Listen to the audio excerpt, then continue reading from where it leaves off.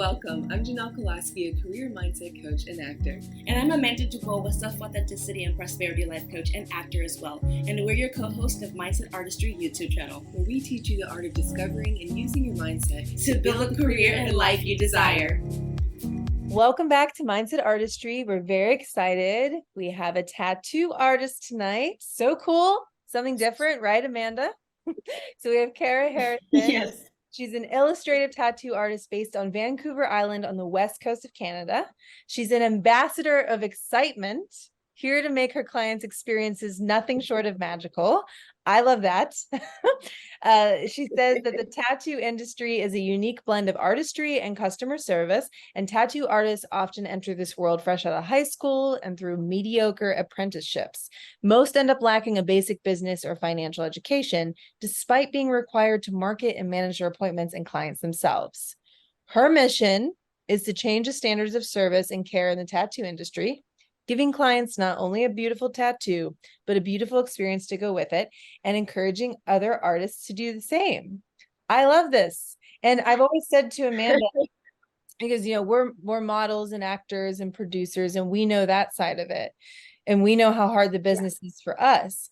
But anybody, it could be a makeup artist, a producer, a writer, a casting director, a tattoo artist. So many people struggle with the business side. So I know you have so much to say about that. So I would just love if you would jump in and just top of your head. I mean, when you have a young artist come to you, what do you usually start off with when you're trying to teach them about the business side of things? Oh my gosh. So it's such a loaded question because in our industry, especially, there's no standard of education. There's no oh, we all went to do this program, or we all kind of have this base of knowledge. So when you talk to someone new, it's literally where are you at? What do you know? Because there's no way to kind of predict that. It's very, very different for everybody. People always ask oh, where did you go to school for tattooing? I'm like, nowhere. They're like, well, where are the tattoo schools? Where are the tattoo schools? I'm like, they don't exist, bro. They're not really a thing. There are some places that have like tattoo school that kind of advertise come for a week, learn to tattoo, and it's that's not really how it works. Generally, people learn through a traditional apprenticeship, which is one experienced artist taking you under their wing and teaching you what they know, which means you only know what they know. And that's assuming that you were even in a position to have been chosen by a tattoo artist, because there's a lot of gatekeeping in the industry. So a lot of people don't get invited into an apprenticeship. They might have just had to pick up a pen, pick up a machine, figure it out all for themselves. And they start kind of nowhere. So a lot of times when I'm talking with a newer artist, one of the first things we talk about is kind of do you know you have a business? Because sometimes they really, really don't. You might work at a shop and think, well, the shop is the business. I just work here. And you're like, well, no, because each tattoo artist nowadays anyway are required to promote themselves, manage their Instagram, manage their portfolios. They probably have a website. They may or may not manage their own bookings and clients and deal with, the aftercare and all the emails and all those things. And it's that's not really an employee, right? That's a little bit more of you doing your own thing. So whether the structure of how you work is, as an employee receiving commission or paying rent to someone, it doesn't matter. No matter how you're doing your thing, chances are you're kind of running a business, whether you realize it or not. So knowing that is really helpful.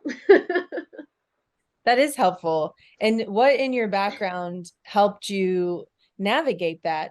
Because I don't know, Amanda comes from a corporate background, and I was a teacher, but I've been hustling since I was 11, all types of entrepreneurial stuff.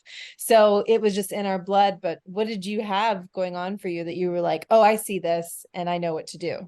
Yeah. Well, I would be considered a later in life tattoo artist, because I started my apprenticeship after 30, and most tattoo artists end up getting into it right out of high school. Is very, very, very common, right?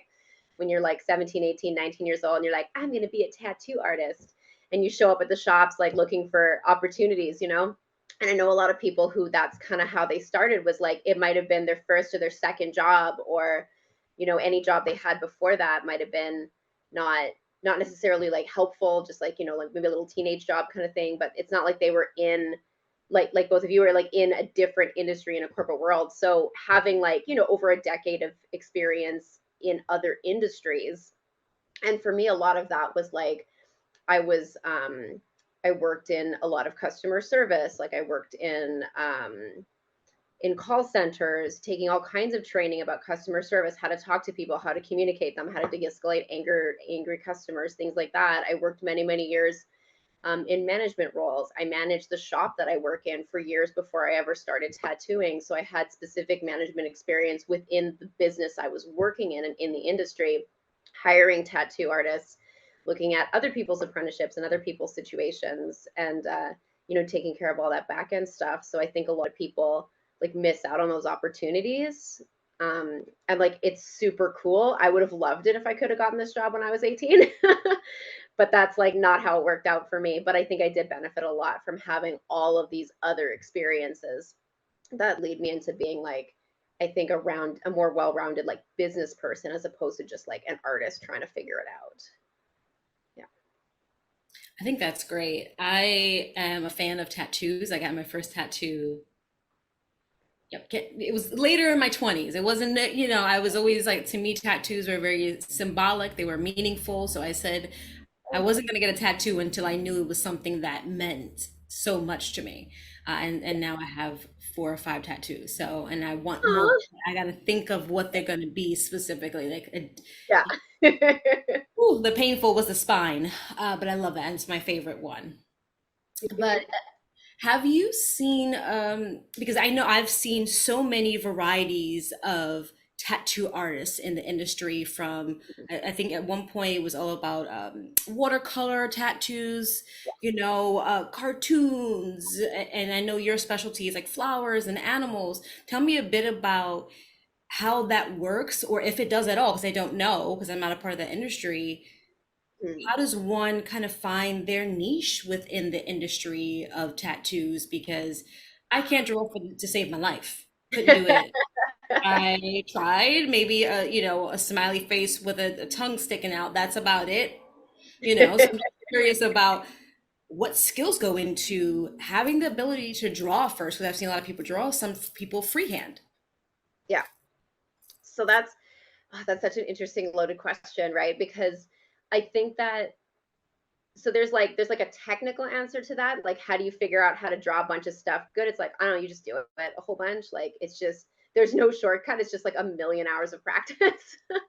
But like it's really interesting because within the industry, I've definitely heard different trains of thought about whether or not you should find a niche and whether you like how to approach that, because that's definitely a question that people usually have right at the beginning is like, how do I decide what my thing is?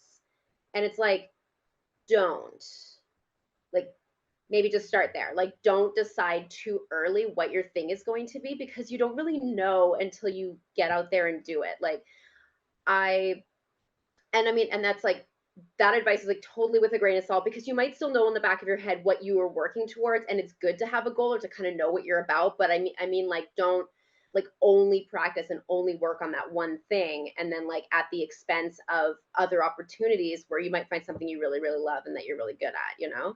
So like at the end of the day, it's like practice everything, especially when you're brand new. When you're brand new, you kind of suck at everything. So it's a great opportunity to just like suck unilaterally at everything and just go for it, right? And then you'll find, oh, I didn't like doing this kind of work because of reasons. And then I did like this other kind of work because of other reasons. And that kind of leads you down a path, right? So when I was doing my apprenticeship, I had this idea in my head. I was like, I want to tattoo a lot of dinosaurs. I feel like the people like dinosaurs and nobody is doing this enough. And I felt similarly about pop culture. I was like, honestly, I just want to be like a big old nerd out here and I want to like go get tattooed by people who are like nerdy enough that I don't have to feel like I'm being silly to ask them for these things. So I was like, if I can't figure out who that is, I'll just go be that. And I remember my mentor being like, can you please draw something else? And I was like, no, I have to draw dinosaurs. And he was like, okay, but honestly though, other things too. So it's and it kind of was both, right? Like he was right in a sense that I really did need to branch out, and I did, and that was a really good experience. But at the end of the day, I knew where I was trying to get to, and so I was practicing lots of animals, lots of really colorful things, lots of really like silly, whimsical, like fun sort of things. Even when I do flowers, they're not like photorealistic flowers, they're like sparkly and rainbow, and like everything that I do kind of leads me towards like what I thought I was going to do, or the kind of clients I wanted to serve more appropriately, which was the real nerdy folk are my people. So yeah. So I I don't love know. I forget. that. Lost the question there. No, that's Just draw amazing. lots. It's Lots perfect. and lots. But I love dinosaurs too. I mean, I love Yoshi, and I it's not a Yes. real dinosaur, but it's a pretty quirky, nerdy, you know. And whenever you said that, so I was very into the metal scene when I was younger, and I remember this kid because I was dating this guy that was in a metal band, and somebody in his band on his calf had Dwight from The Office. And I always thought that was so funny, but it was such a good tattoo. And I was like, I respect that. I Yeah. love I love weird stuff like yeah, that. it's just fun. It's so fascinating. And so you're an artist and you love dinosaurs and all these things, but what made you decide to be a tattoo artist? And also, how did you find your mentor? This is two questions. Okay. Okay. So, I didn't like, I wasn't one of those like straight out of the bat 17-year-olds who was like, I can't wait till I'm 18 and can get tattooed and go be a tattoo artist. Like, I didn't necessarily think about that as a teenager. I wanted to be in animation, because I liked cartoons and illustrative stuff. So I thought, oh, I'm gonna go be in animation. I'm gonna work at Pixar. I'm gonna like do cool, fun storytelling all day long.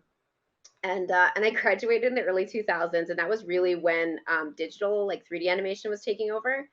And so the program I was looking at, they were like, yeah, no, we don't draw things anymore. You have to learn to computer program. And I was like, so so I kind of decided that wasn't really for me, went in other directions, and then realized that with tattooing was a medium that I would be able to work with my hands as a traditional artist, hopefully for a very long time, before the robots come and learn to tattoo. But until then, it's just me. um, and then I knew I wanted to work at a shop. I wasn't really sure how to go about that. I remember coming into a shop and being like, how do you like work here? And they're like, well, do you have tattoos? Do you read tattoo magazines? Do you like tattoos? I was like, what? So, um, and so I kind of went out to like, I like went on my journey to like become a person, and like grow up a little, get some jobs in other industries, learn a little bit more about tattooing, get some tattoos myself, do more drawing, like go like have my worldly adventures, and then come back and be like, okay, now hire me. So it took a really long time. I applied for the job that I ended up getting. I started at the front desk. I worked up from there. I managed the shop for many years, like I was saying. At the time that I started there was no one to mentor me. Like there just wasn't anybody who was interested in that.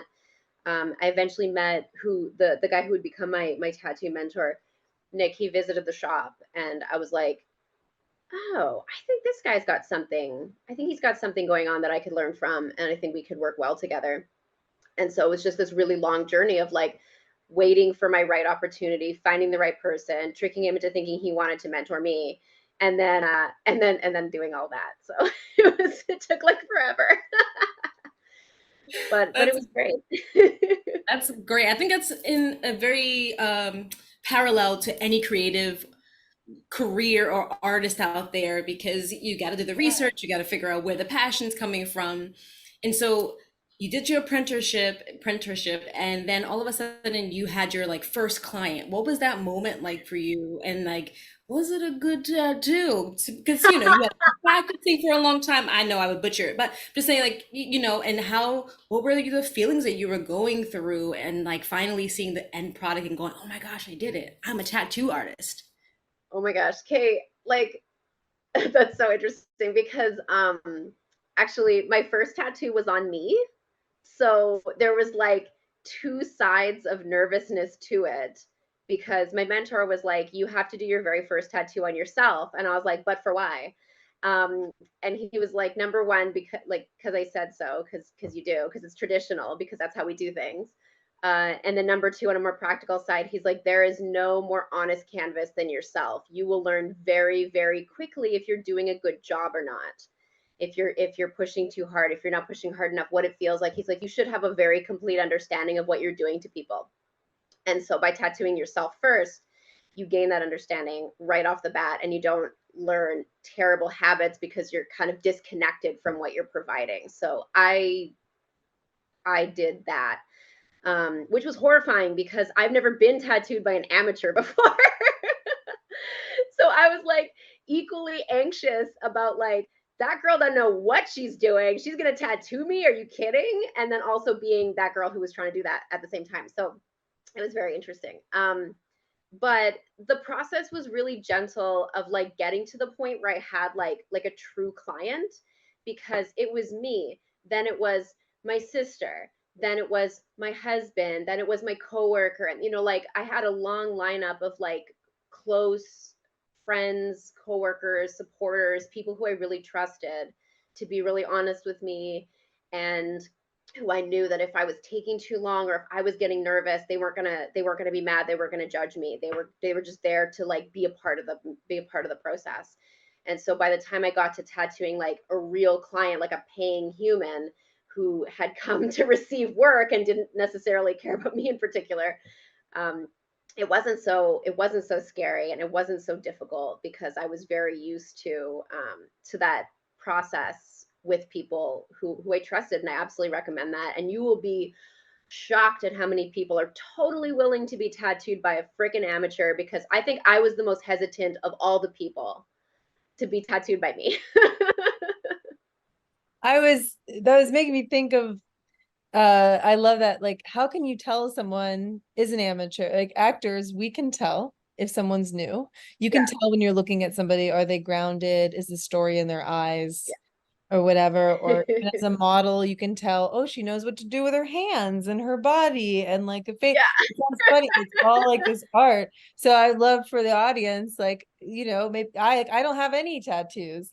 So I've always thought about that. Like, how can you tell somebody really knows what they're doing? It's hard. It's hard to tell, honestly. Like when somebody's, let's say it's, like their first 5 tattoos, you can tell because they're kind of like,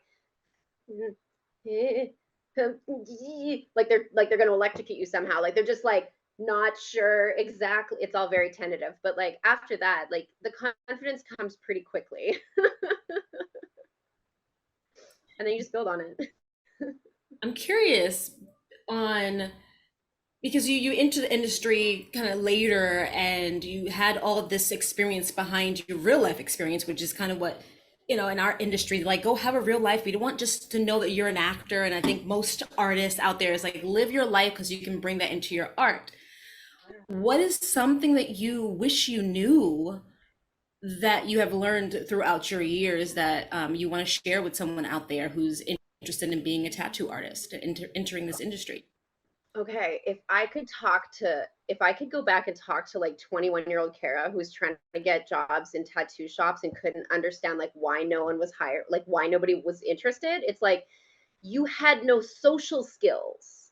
Like you needed to go out there and learn to talk to people and learn how to like be like this customer, not just like a customer service voice kind of person, but like a person who could like talk to people about whatever it was you're trying to do, how to like sell the idea of you working there and do that with confidence. Because I can look back and be like, yeah, I can see why they didn't, especially when I became the hiring manager at the shop. I was like, I can see why I didn't get hired. I wouldn't have hired me. Because I walked in and I quietly sat there to myself and was like, can I speak to the owner, please? And then just stare at the floor, like it was very clear that I was not going to be good with clients, that I didn't have the skills to talk to people. And especially in tattooing, an enormous part of your job is the customer service and is the relationship you build with your clients. If you can't communicate to them confidently and effectively, then you're not going to be able to deliver the art that they want. If they bring you, like you're saying, Amanda, these beautiful like stories and meanings and significance behind these pieces, and they're trying to convey that to you, and you don't know how to ask the right questions or how to like get to the bottom of what they really are looking for in their heart, you're going to have a really hard time preparing that piece. Maybe technically you could give them that tattoo that they're asking for, but like, can you really deliver it like on a heart to heart basis with them if you don't really know how to speak to them, if you're anxious or nervous to even have the conversation? And that's assuming you even get hired in the first place, because the shop is like, I don't want that person representing me. They don't even know how to have a conversation. Like, how are they gonna attract clients? So, and it's like, it might seem overly obvious, but like, bring your drawings. Like, in the years that I worked at the shop, it was astonishing how often people would show up, and myself included, like with no drawings and be like, can I work here? And you're like, well, can I see your art? And they're like, um,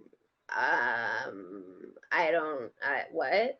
Like, if you want art to be your job, you should just be like eating and breathing art 24/7. And you should be, whether you have a paper portfolio or whether you've got your tablet ready to open up to a page you've made for yourself, whether it's a website or your Instagram or just your Procreate, you know, all your files in your tablet, whatever it is, a photo album, like bring something to show off. Because I imagine it's the same way in acting. If you showed up and you refused to do the audition, they're like, well, how do they know if they want you? You know, you're like, hi, can I please be on the show now? And they're like, well, like, what? You really need to show yourself off and be willing to talk about yourself and your work, and not in a self-deprecating way. I loved your episode about that topic, because it's like, don't talk shit about yourself. It doesn't mean be cocky, but it's like, be real and be authentic about what you want, what you're going for, and what you're going to bring to the table. Because if you walk in and you're like, yeah, these are like okay, you're like, don't show me okay, show me your best work. Confidently show me your best work. Just hand it to me and be like, the work speaks for itself.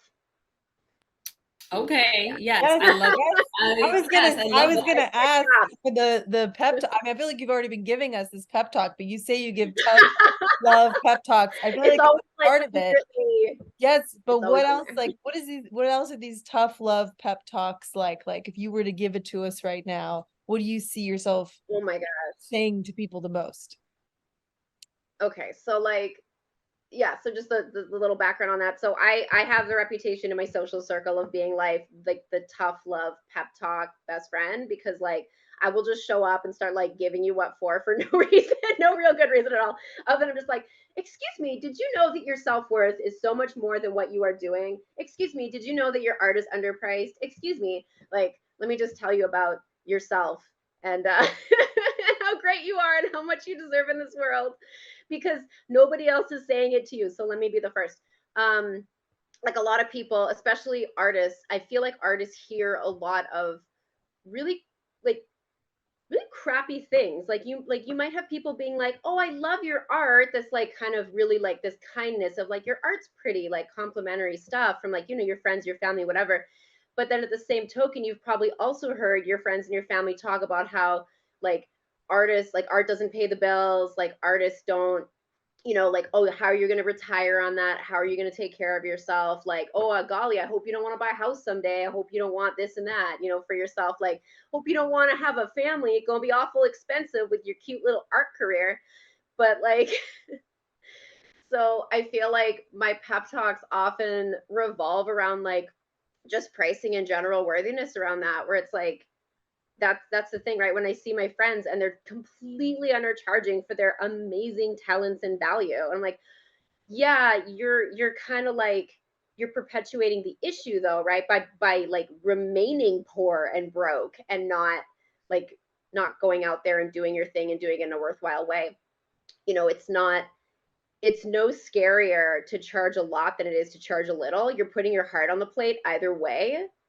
So you need to do it in a way that's going to like facilitate your life and take care of you and put you in a good position. If you're undercharging because you're scared, or because you think maybe the client won't be, maybe they won't be critical of you if they only paid $20 for their tattoo, they can't possibly say anything mean about it. And you're like, that's really not how it works at all.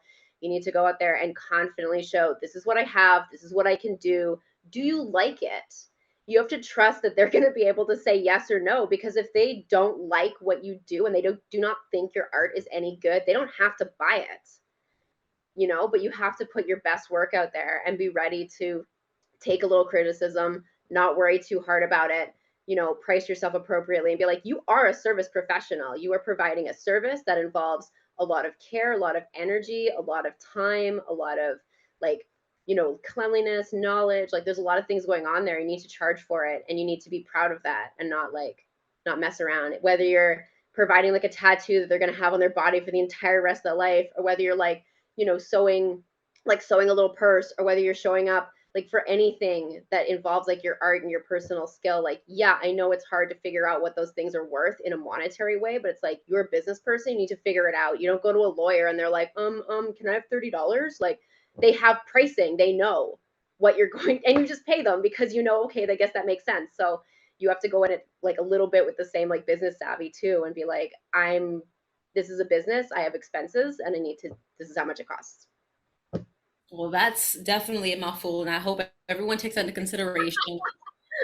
You're worth more than you think you are, and that's So much more. so much more. We have going back to self-deprecation, we get caught up in our thoughts of and assumptions of what things should be, or what one person down the line told us like years ago, and we take it to heart, and we don't believe anything else, better or less. And I'm curious on, because this industry has had a lot of criticism, what is your advice for someone out there to maintain a healthy mindset, or a healthy physical, mental, and all emotional state when it comes to this criticism? Because it happens. Yeah. So what's your best advice for those who are kind of struggling with that and looking to kind of get up out of that? Okay, that's so great. Y'all have really good questions today. Okay, so I think number one is you need to disconnect your personal self-worth from how people perceive your art. Like, these are not the same thing. Like, if somebody takes a giant dump on your art and is like, I hate it, it's the worst thing I've ever seen in my life, you're like, okay, sure, to you, that's fine. Like, art is very, very subjective, and saying your art sucks doesn't mean you suck. And even if they say you suck, it's like, okay, who are you? So it's really not relevant. But like, that's the kind of the first piece, is like, you need to really and like truly understand that like how people perceive your art doesn't mean anything about you as a person. So when you can do that, you stop like internalizing it, and it doesn't hurt the same way, and it doesn't take you out the same way, you know, where like, you know, when I was a teenager, if I showed my friends this like weird little thing I had drawn and they were like, oh, okay, I'd be like, you know, like hyperventilating and be like, it's terrible and I'm terrible. But now it's like, if somebody says, oh, I don't really like that, I'm like, okay, cool, what don't you like about it? Like, let's fix it, let's make it better, let's make it till you like it. And like, that's an important part of the job. If you get too precious with the work, that's where you get a lot of this like fragile ego bullshit, you know, where it's like, oh no, I drew it like this and we have to do it like this because I drew it like this. And you're like, take a step down. You're providing a service, and if they don't like it, you just fix it. It's not really a big deal. Like, it's fine. Get on up over yourself. That's interesting, because I had a flashback of when I got one of my first tattoos, and I became a little nervous because, one, it was my first tattoo, but two, how do I articulate what I want and not offend the artist? Right? Like, yeah. I'm going to take that as a question and I'm going to respond to it. Yes, do it. I think that, okay, I actually wrote an entire blog article about how to do this from a client perspective, because I think it's a really, really important question, like how to address this. But like, so speaking to the client, the person coming in, like, how do you do it without offending the artist? Number one, stop panicking about offending the artist. Like, this is forever. So you trying to be kind to someone else for 5 minutes could cost you your happiness for the rest of your entire life. So like, no. From the artist perspective, this is why you need the social skills. You need to be able to extract that information from your client. So they might not be a skilled art critique person to know how to express what they don't like. Sometimes the client will come in and I'll show them a piece and they make just the twitch of an eyebrow or the tiniest little face, or their smile pulls in a little bit, and I'm like, what's that? What are you thinking right now? And sometimes they don't know how to express it. They're like, something's wrong. I don't like it. And sometimes they'll say really broad statements like, I don't like it. This isn't what I wanted. And it's like, it's your job as the artist to needle that down into something useful. What don't you like about it? Which pieces of it are bothering you? Can you talk to me a little bit more about your feelings you're having right now? Because if you know how to ask the right questions, you'll be able to get out of them the real heart of the answer. And I've literally had people be like, I don't like it, like in a very general way. And then when we start talking about it, it's literally like, the facial expression is weird. She's looking that way when it should be that way. And I'm like, oh, well, I can fix that in like 2 seconds. Like, it's not really a big deal, but it was putting them off in a way they couldn't express initially. So it is super important. That's why I talk so much about like upgrading your level of like service and care, because you need to be paying attention to that and taking the time to get to the bottom of that, because sometimes that person will just make the little face and then go, okay, and then move forward, assuming that you know best. And sometimes you know what I mean? Like, it's really easy to steamroll somebody because you are in the authoritative position as the tattoo artist. So you need to be able to like create space for that person, for their feelings, for their emotions. And if you've done your work ahead of time, 95% of the time, they're going to be really stoked on what you delivered, because again, you're delivering something from feelings and from, you know, with what they're looking for, and they're really, really happy with it. And most of the time it's fine. And the few times when it's not fine, it's like, just figure it out. It's not really a big deal. Like, worst case scenario, you're like, you know what? Maybe I'm not the right artist, or maybe today's not the day, or maybe this isn't the right drawing. Like, maybe a piece is missing and you don't tattoo them that day, and it's like, it's fine. It's no big deal. But honestly, it hardly ever happens if you do the preemptive work right. Well, thank you for sharing that, because I kind of went through that dialogue and then I realized I'm like, no, I gotta take charge because I'm stuck with this tattoo for the rest of my life. And so I remember shifting my mindset in that moment, unbeknownst to me, and was like, no, wait a minute, I don't like that. Can we Yeah. change this color? I don't do, because then, like you said, I'm gonna wake up to this 10 years from now, 15 years from now. And Yeah. I purposely, again, to me, tattoos are very significant and symbolic, and they mark major moments in my life. And so I want to look at this tattoo and go, I remember that moment.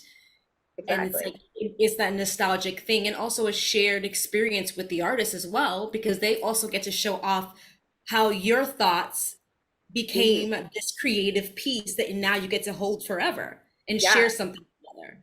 Yeah, your emotional state during your appointment is part of your memory of that piece. Like, I have seen people show off what I would say technically are not good tattoos at all, where I'm like, wow, that's something.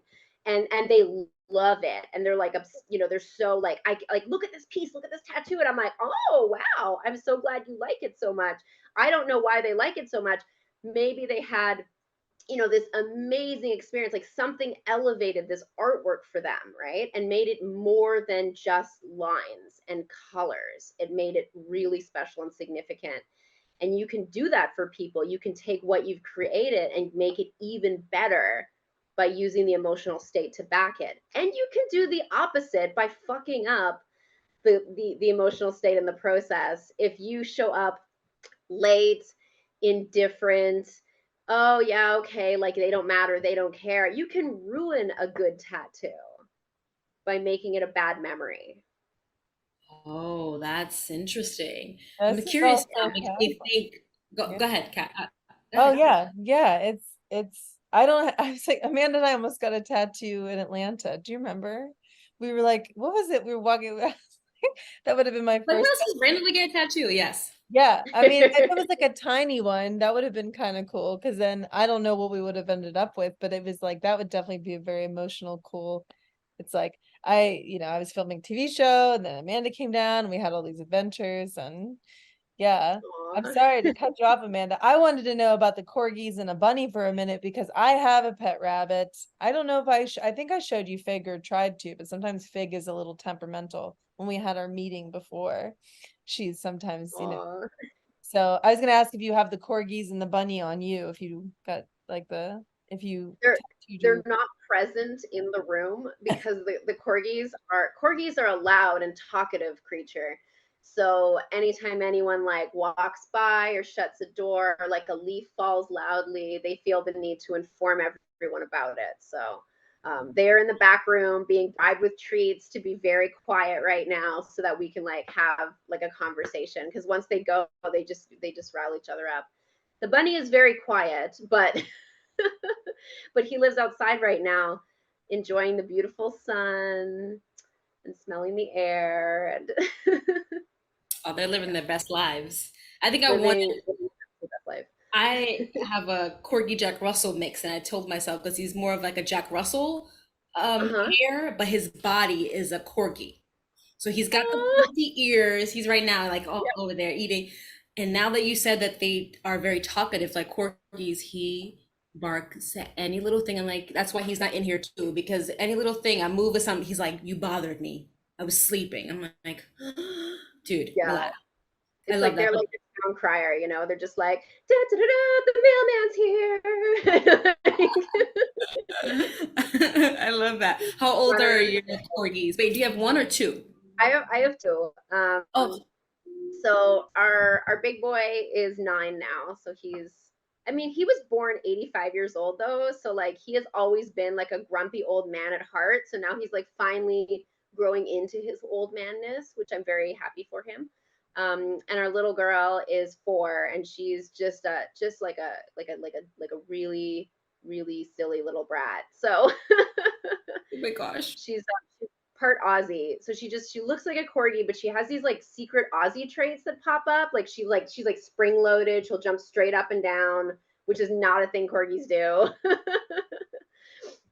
I'm like little things. Sometimes I'll see an Aussie doing something, and I'm like, oh, that's what it is. Oh, yeah, I gotta get a corgi in my life. Well, I'm gonna do it with my babies. I want to circle. I had a thought, and I want to circle back before it like swithers away into the abyss of forgetfulness.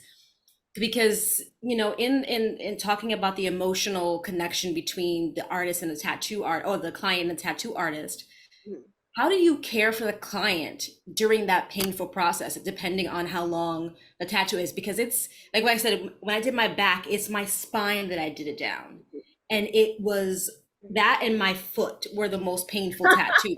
Yeah, totally. Like cringing, like, and so how do you care for clients that have these tattoos that are in painful spots, but also maybe tattoos that take 3, 4, 5, 6 hours to do if you've done those before?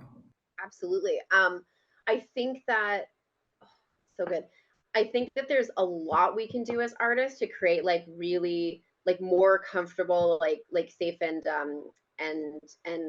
like happy environments for our clients by the way that we direct the appointments, particularly at the beginning of the appointment. You can really set the tone if you're careful about how you start the session. And so like one thing that I like to do at the beginning is I want to make sure that I establish really, really clearly our consent boundaries, that I establish really clearly that they can ask for things and that is safe and appropriate, and that I set a lot of really good expectations about like what's going to happen and how it's going to go about. So like um, I usually when I'm starting, I'm trying to get into the habit now. I really, really love. I took this from another artist that I saw, but when we start the process, before we do anything, I ask them if it's okay if I touch them during our session, which might seem kind of obvious. Like, well, yeah, we can't really go like we can't do the tattoo if I can't touch them.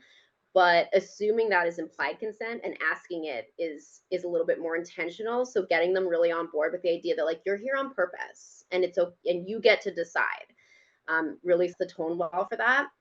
And then from there, I like to let them know, like, okay, this is how we're going to do. I remind them, like, I'm a person too, and I'm going to take breaks. I'm going to go to the bathroom. I'm going to need to stretch. I'm going to do these things. So I'm going to call breaks whenever I feel are appropriate for my body. And I usually find that's every hour, hour and a half or so. I like to take a good stretch and water break. But if they want to break sooner, they can let me know. And I let them know, like, you can call a break by saying that you want a break, use your words, or throw a stop sign with your hand. If you throw a stop sign, I will stop, and then I'll check in and see what's up. So even if you're like a nervous or a nonverbal kind of person, you can kind of indicate to me like, I, like I want something, and then I'll inquire after them. So making it like as easy as possible for them to talk to me and ask for things. I also like to uh, give them something towards the beginning or offer them a choice really early on. So sometimes it's as simple as letting them know, like, I'm going to the kitchen to get some water. Can I bring you some water? And then if they want water, that's great. I've provided them something, and now they know they can ask for things when they need them, and they can also say no when they don't need them. So modeling good like back and forth like that is really important, I think, to just make it like make them know that they are in a safe environment, that if they're experiencing too much pain or they need a break or they need to pee or anything like that, that they can go ahead and ask for those things. That's going to be okay. Yeah, because a lot of artists will just marathon through, like, and I'm like, I don't like that. Like, I need breaks, I need stretches, I need things, and they do too. I was Yeah. gonna say, yeah. I mean, what's the longest tattoo you've done? And how was that process for you? Was it like earlier on in your career, or was it something that you kind of worked up towards in like 2, 3, 4, 5 years in? I definitely had to work up to doing longer sessions. Like I found, especially at the beginning, like my wrists and forearms were really sore, and it took some months to like build up those muscles, you know? So um yeah, I know at the beginning all I did was small pieces because I was learning. So that kind of worked out all right for me. But yeah, after, you know, a year or two, I was probably doing a lot more like 3 and 4 hour sessions are I find like pretty comfortable. Like that's a nice day. I've done 5 and 6 hour sessions. That's a long day for me. Like I know artists who will go forever, and it's completely wild. Where I'll ask an artist like, "What's the longest you've ever tattooed in a day?" And they'll be like 10 hours. And I'm like, "Why though? Like why?" Like I don't want that. The client doesn't want that. I mean, like maybe they do. Maybe they flew from halfway across the world and they really do want to sit for like a long time. And maybe you like prepare yourself and you get ready to do that. But like for the most part, like 3 or 4 hours is like a nice day. That's like I'm still reasonably fresh at the end.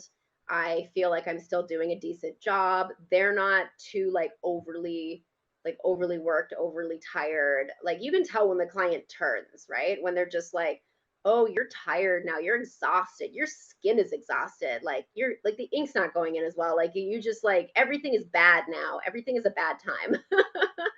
You know, the way that they're experiencing their pain shifts, and it's like they might be able to force themselves to sit there longer, but it's probably not the best idea. So I don't like to push myself beyond the point where I don't feel like I'm doing a good job anymore.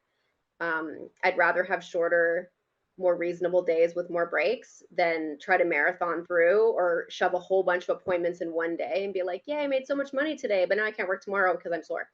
Like sustainability is like really important in this industry. Like if you want a long career, don't do 10-hour days. I love that you are keeping your self-care in mind, and I mean Amanda and I are always talking about that, and people always joke about bubble baths and candles and things like that, but we're all learning, you know, it might just be like spacing out your clients or knowing like I have to have one day off a week. And a lot of times, and especially with myself, and Amanda and I have talked about this, there's so much to do, or you know, you could make so much money, or there's, as business side of things, there's so much you have to keep up with. It can be scary to make space for breaks and to not take on Yeah. as many clients maybe, or as many jobs, because well, will there be a job or a client when I get off of this break, or will I miss out on Yeah. an opportunity? So did you ever have that mindset, or did you have to learn just because it's so physical what you're doing? You're like, well, this is the way it has to be, or I'm going to burn out. Well, I feel like um, a lot of like old school artists will just, you know, when you kind of think of like old gruff men in biker shops tattooing a million hours, I feel like they just worked really hard until their bodies fell apart, and that's just acceptable. But that wasn't acceptable to me. So although I had a lot of examples and a lot of people in the industry being like, yeah, just like work these really long days. Like I remember at one point the artists in my shop talking about doing these like full day rates where it was like one piece of money for as many hours as you could sit, you know? And I was like, ew, gross. Like, I don't want to push anyone to sit like so long to get some like maybe prize at the end of a little bit of like, free or like cheaper work at like, I'm like, that's not even a good part of the day for me. Like, I'm not functional at that part of the day. So why would I make that like a thing we're trying to strive towards? So I feel like it was very necessary for me. Like, and maybe also because I was starting in my 30s, where it's like, yo, I already have back pain. Like, I don't gotta add on to that. Like, I wasn't like, 18, like, I could take on the world. I could stay up forever. And I'm like, no, I already know I can't. So I feel like I have an army of like, self-care people, like my massage therapist and my physiotherapist. And like, I had like a chiropractor for a while. And I was like, I need all these people to keep my body in place so that I can keep tattooing. But yeah, like calling those breaks, doing those things, it's good for everybody, and it is like trial and error, because I remember feeling really weird about taking breaks for a long time, because I thought, well, if I'm charging for the hour, for the time, the client is going to perceive the break as like lost time. And then I realized that that's not how that works, because every time I stopped, took a break, hydrated, stretched, moved my body around and came back, I was fresher, I was faster, and I was making better choices. So anytime that was like perceived as being lost to a 5 or 10 minute break, I was making up by being more like physically and mentally fresh when I came back from the break.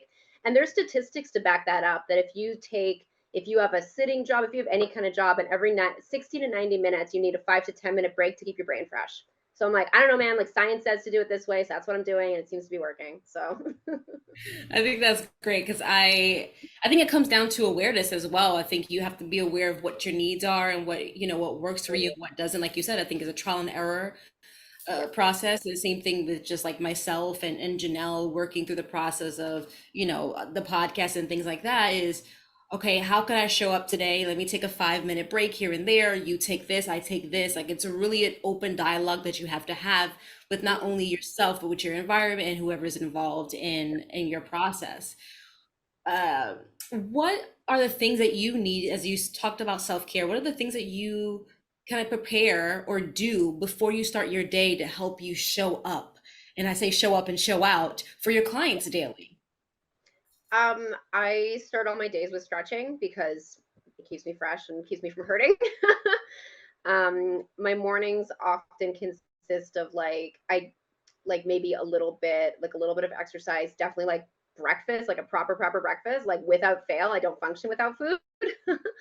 And sometimes I will try at least once a week to try and do like a little bit of like reading in the morning or journaling, like just something like really chill where I'm not like overworking my brain right away, because my instinct is like, I should check my emails and do a bunch of work. I'm like, maybe calm down. So trying to take a little bit more. I was actually just talking about this to my husband this morning, how we can craft like a little bit of a better morning routine with like a little bit more chill, a little bit more like moving our bodies, like maybe like going for a walk or exercising or doing something to just like be more like more ready for the day. So that's something I'm still working out. Yeah, I'm finding that too. It takes time. Amanda's very good at all that. I've learned a lot from her, and it's like I wake up and start thinking of all I have to do, and I try to just jump it, but it definitely makes a huge difference to have those in place, those like meditations and journaling and stretching and oh Yeah. man, this has been amazing, and we have to wrap up here. But before we go, I did want to know about your studio that you're building, your private studio, Yeah. and what else is next for you before we jump off of here. Oh my gosh. So the private studio is pretty much like all I talk about now when people are like, how are you doing? I'm like, let me tell you about the studio. Um, it's really, really exciting. I've been tattooing for 5 years now. I've been at the shop where I work for 10 years. And one of my dreams since long before I started working here was to have like my very own space. We own our home. There's a pretty decent sized backyard. So we're physically building like a studio that I will be working out of. So it'll be a little private space, like in the middle of a garden, like really, really cute. I'm very, very excited to have this space so I can like take all this like all this customer service stuff that I really, really love and all this care stuff and be like, how do I make that like even better? How do I make an even more like curated, like beautiful, lovely experience? How do I control? Because if there's only two of us there, it's like I can create for the client like the perfect, like make sure the room is the right temperature, that it smells nice, that the music is pleasant. Like all these things can be really, really tailored to that individual if it's just the two of us in the room and not like a whole business full of people. So that's like, I'm very, very excited That to sounds do like a that. dream for me. I'm like, ooh, that sounds wonderful. Sign me up, because I'm like already thinking of like a Zen feel, but then I want a little bit of Beyonce in the background. Like it just Yeah. depends, you know. Yeah. I think that's so incredible. Well, congratulations on that. I think, anyone out there who doesn't have like a direction in life or is kind of curious, stay curious. And we've always said that, between myself and Janelle, stay curious. If you have an interest in something, go and try and ask the questions. Find someone who's already in that industry like you've done, and just do the work. Like, and I think that goes across the board with all creative It outlets. totally is. And like, hey, like just tiny, tiny little last little pro tip for anyone who's like interested in tattooing or interested in this industry. One of the best ways to get the attention of an artist and like ask them all these questions and like really get like advice from them, get in their chair. Because if they are tattooing, if they are tattooing you, you have their undivided attention for hours sometimes, right? You can ask them all the questions. I joke around that like I only get tattooed now by people who I really want to learn from. It's like I make them teach me a secret class they didn't know they were teaching me, because I just show up and ask all my questions and I'm like, wow, that's so fascinating. Tell me more about your process. So like go get tattooed by people you admire. It's the best way to learn. Genius. Yeah. What's the best way to keep in contact with you and see your artwork and your tattoos? With me, I am on Instagram a lot, at crashing.cadence. My website is the same, crashingcadence.com. And yeah, the website and the Instagram is mainly it. I have a newsletter, so I'll like, email you twice a month and tell you the scoop, what's the studio ad, what's the new drawings, what's the new blog topics, exciting things like that. But anywhere in there, if you go to any of those places, you'll be in my little world. Oh, well, thank you so much for joining us tonight. This has been so wonderful and cool. Yeah, thank you so I don't much. know, whole world I really didn't know anything about, and it's been really cool to see the parallels across all the artistry, right? Like it's so neat. Like you're It's talking very about the cool. tattoo Yeah. business, but a lot of what you're saying, I'm like, oh, acting, I hear it. We run into a lot of Yeah, the same things. It's so cool. totally. But thank you so much. And everybody check her out. If you need a tattoo, if I need a tattoo and I'm Canada, the west coast of Canada, I know where to go. Yeah. And I'm ready. I'm ready yeah, to go. I think we need to do a road trip. Janelle, I Like think yeah, it's we time will to do a go. road trip. business. We'll go in the van. And Yeah, we it's got to go awesome. see Jen. We had Jen who was like into the yoga and stuff, who's in Canada, and now we can see. There we go. We just start racking up people to go see on a road trip. It'd be nice. Mindset That artistry on sounds the road. amazing. Yeah, yeah, I like that. Yeah. All right. Well, thank you so much. Yes. And thanks Thank everybody. you. We'll see you next time. Bye. Bye. What are your thoughts about this episode? Drop it in the comments and let us know what you want to dive into next. Subscribe, like, share, and click the link below to book a free consultation. And We'll see you next time.